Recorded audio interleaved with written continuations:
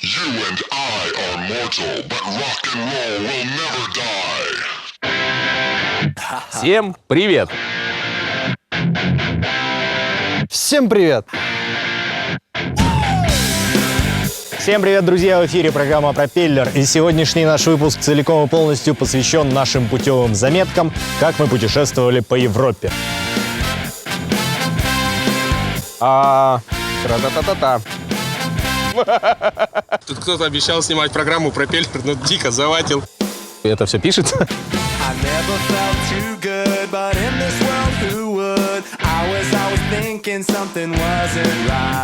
Мы собрались компанией из 5 человек, собственноручно составили план путешествия, план поездки, заполнили все документы, которые были необходимы. Это гораздо проще, чем кажется. Наша поездка началась еще в январе. Забронировали гостиницы и морально готовились.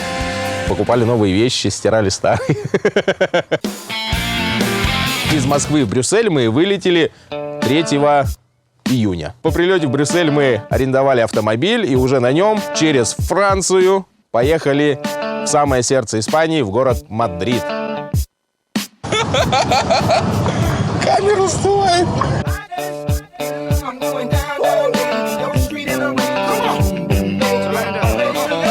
Советую сразу брать максимально дешевый автомобиль, дешевого класса. Когда вы бронируете автомобиль заранее, у вас в контракте будет прописано, что километраж не ограничен. Взяли автомобиль самого дешевого класса, как я и говорил, и он нам вышел на 25 дней в районе 305 евро. Нам было предложено взять автомобиль более высокого класса, он компакт-вэн, полноценных 5 сидячих мест, и мы доплатили всего лишь 8 евро за день. В пересчете получилось порядка 200 евро. Автомобиль дизельный, во-первых, что очень имеет большой плюс, потому как дизель в Европе дешевле примерно на 35-40 центов относительно самого дешевого 95-го бензина. В общем, дорогие детишечки, наша поездочка проходит довольно-таки неплохо. Людям нравится. Ну, как Люба говорит, все вот так вот.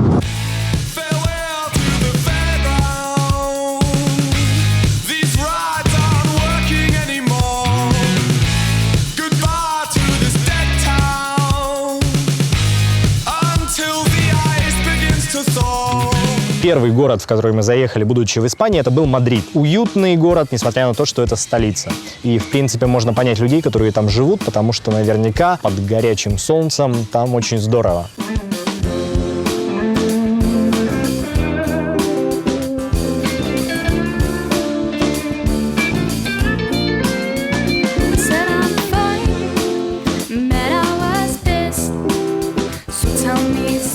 В Мадриде для меня было очень важно посетить стадион Сантьяго-Бернабеу, домашний стадион команды Реал Мадрид. Когда видишь такие стадионы и представляешь, как там проходит игра, к сожалению, у нас не получилось попасть ни на одну игру, ни на одном стадионе в мире. Так вот, поражает размах, поражает масштаб, с которым люди подходят к этому зрелищному спорту. Очень много парковочных мест, огромное количество сидящих мест на стадионе, очень большая инфраструктура спортивная, раздевалки, само поле, качество газона, эта трава, и как ее стригут, прямо...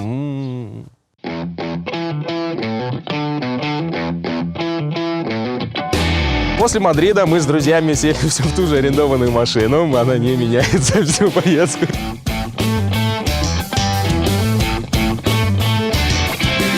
Мы приехали в город Ла-Пинеда, который находится рядом с городом Салу. Очень много всяких хвойных деревьев, поэтому он называется Ла-Пинеда. От пинус — сосна. Море, пляж, бассейн, такой немного пенсионерский отдых. Ну, наша задача получить максимум витамина D в этот период, потому что в Якутске было очень, говорят, кстати, дождливо и темно. Выплыли мы на катамаране. Расчетное время прибытия в город Якутск 3 года, 7 месяцев.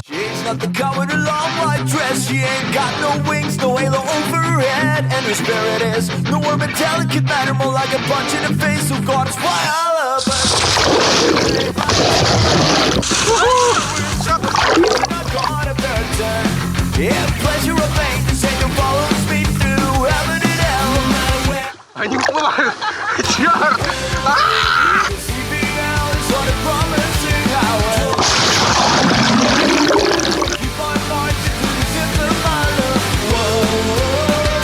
Я очень давно не был на море, и поэтому, естественно, несмотря на все предупреждения, первые несколько дней я часами или купался в море, или загорал на пляже. Я сгорел так, как не сгорал никогда в жизни. До этого времени не думал, что вообще я склонен к каким-то солнечным ожогам. Но, как оказалось, испанское солнце изжаривало и не таких гордецов.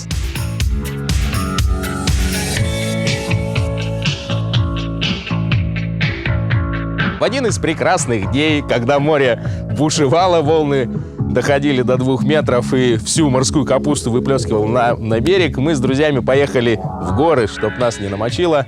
Гора называлась Монсеррат. Это одно из самых высоких мест в Франции. Это одно из самых высоких мест в Испании. Высота этой горы более 1000 метров. На этой горе есть храмовый комплекс и, собственно, собор, где до сих пор происходят мессы в реальной жизни, в реальном времени. К вершине горы Монсеррат ведут одна большая канатная дорога и одна рельсовая, что, собственно, и привлекает туристов. Ведь прокатиться на фуникулере на такой высоте довольно-таки здорово и захватывает дух.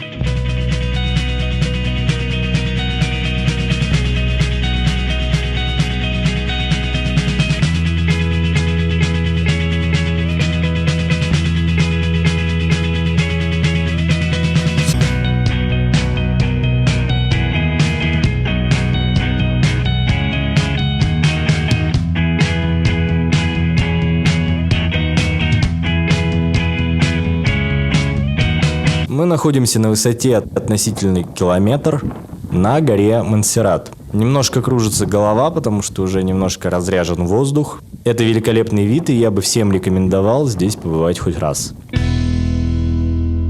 Следующий город, в который мы съездили, был Валенсия. Валенсия – это прекрасный город, в первую очередь, то, что он считается культурной столицей Испании. И там есть целый город в городе, который называется «Город науки и искусств». Этот город очень похож на московскую ВДНХ, потому что космические и футуристичные мотивы наблюдаются практически там на каждом углу. Невероятной архитектуры замечательный комплекс, в котором находится большой океанариум.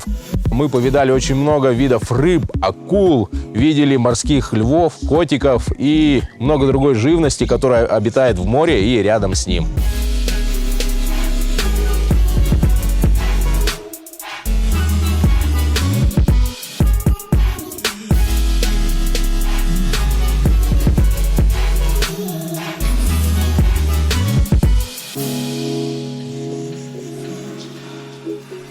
Еще в Валенсии мы были в кафедральном соборе Валенсии и насладились замечательным сочетанием готической архитектуры и архитектуры Ренессанса. Собор воспринимается скорее как некое живое существо, которое с течением времени меняется, растет, и во внешности собора можно проследить вот эти пути его развития. И это было очень интересно. Меня впечатлило в поездке 2 города. Один из этих городов – это город Барселона. Мы побывали в историческом квартале, так называемый исторический квартал рядом с набережной. Там сохранились элементы построек, мне кажется, 12 века или около того. Опять же, готическая архитектура, вся атмосфера рыцарства сохранилась в этих узких улочках, где, возможно, лет этак 800 назад люди били друг друга дубьем и двуручными мечами. А может и нет, может я просто выдумываю. Но суть в том, что Барселона очень красивый город.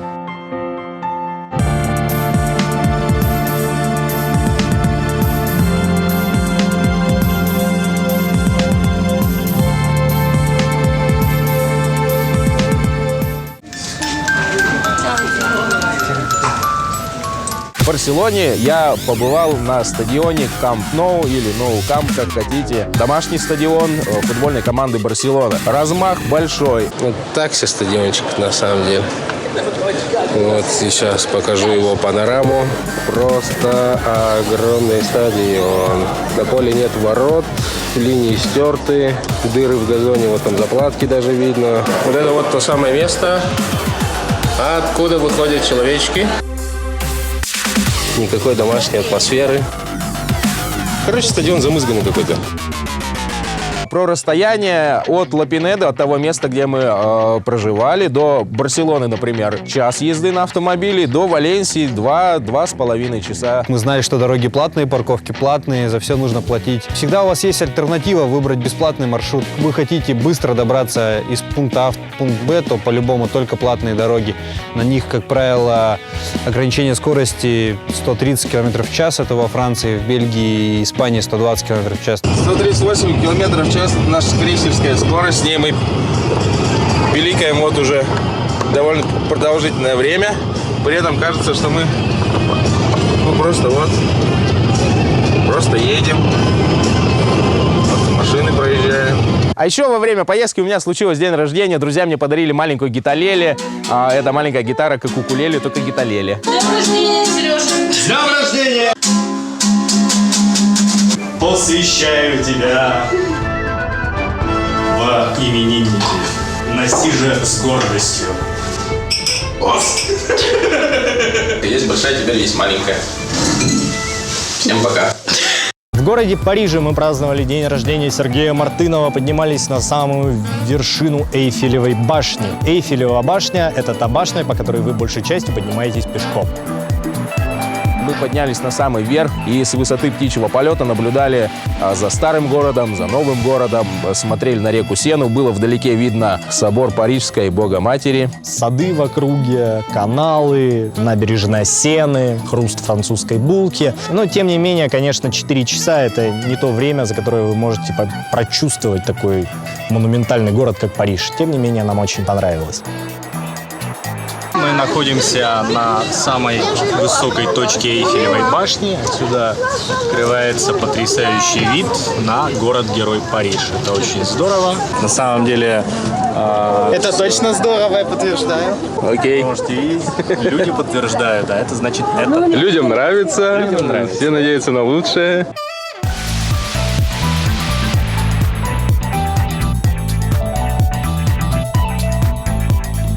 Вот сколь долгим бы не был путь наверх, путь вниз будет точно таким же.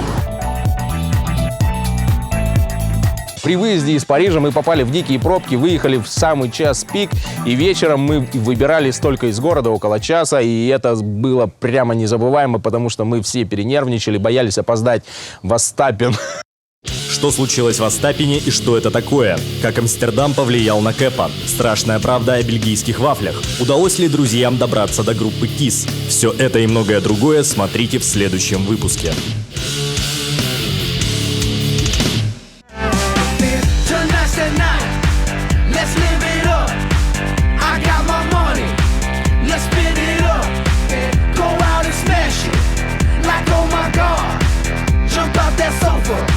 Let's kick it.